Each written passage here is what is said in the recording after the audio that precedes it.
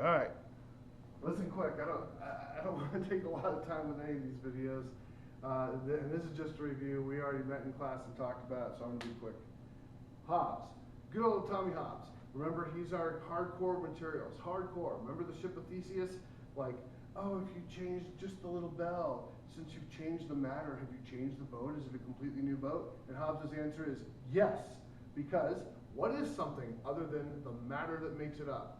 So if everything is defined simply by or exclusively by the particular combination of particular matter that makes it what it is, that makes it that is so combined in that way, then as soon as you change any part of that, recombine it in a different way or change the matter, different thing, period. He is a hardcore materialist. And furthermore, matter is the only thing there is in the universe. So forget this Platonic business about abstract relations of ideas and, you know, a whole other world of abstractions. Nonsense for Hobbes. If it isn't physical, it isn't real. And so how does that work when it comes to things like human behavior? Because look, I'm a physical thing, so I have to obey the laws of physics too. I have to participate just like any other piece of matter in the universe. I am nothing but my combination of matter. We'll talk about my thoughts in a minute.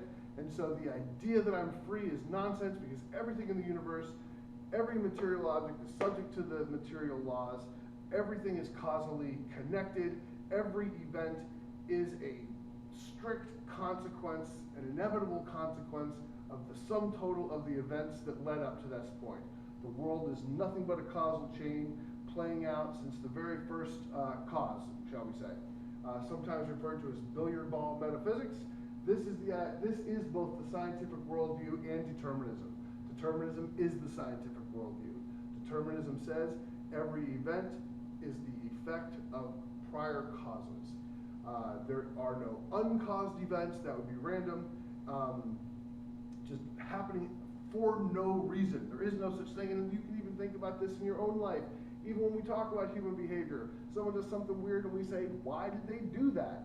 And we assume that there's a reason. We may not know it, we may not understand it if we did know it, but we assume that there is a reason. Nothing happens at random. Everything is a part of the causal nexus. Everything is part of the causal structure of the universe. There's no escaping it. So, psychological egoism is the doctrine that everybody always acts in their own self-interest.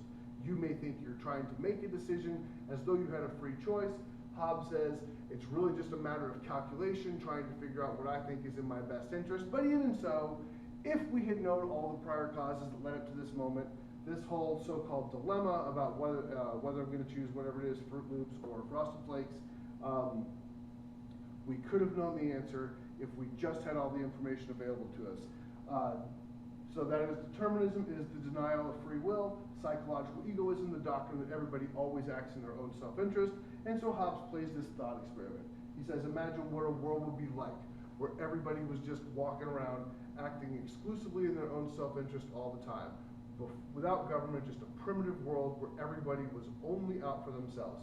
And we talked about this. He says that life in the state of nature would be solitary, poor, nasty, brutish, and short, because everybody's always trying to kill you, to steal your stuff. It's just a god-awful place that you would do anything to try to get out of. You live in constant danger. Another phrase he uses to describe it is a perpetual war of all against all. Or my phrase, hell on earth. Just the absolute worst thing that you can imagine. What would people do? People would come together, trying to strike some kind of agreement to get out of a situation like that. But of course, in a world like that, I know that if you shake my hand, that you're going to stab me in the back with the other hand. I know that I can't count on you to uphold your agreements, so agreements are impossible in such a world. What we must do is have some authority who we appeal to, who will be in charge of enforcing our agreements. Now, what can the limits of that authority be? We have to give up some of our authority to them, and of course, the answer is ultimate authority, all the authority. You put the Leviathan is in charge of absolutely everything, because there can't be any limits to the Leviathan, because then you'd have to create another power that's even more powerful than the Leviathan if they're going to control them, and then what's the point of having a Leviathan, and so on and so forth. So, moreover, the whole thing could break down in any minute if we didn't give this government, for lack of a better word, ruler, dictator, all fine, absolute authority, perfect authority over everything that we do, the power to decide what is right and wrong, what we can and cannot do, even on a whim. Suppose the Leviathan says, today you're all going to be my slaves. Well, for Hobbes, that's just too bad. It's still better than living in the state of nature where everybody is constantly out either enslaving or murdering you or your family or whatever, stealing your stuff all the time. So to have some level of stability, we must give up some authority. How much?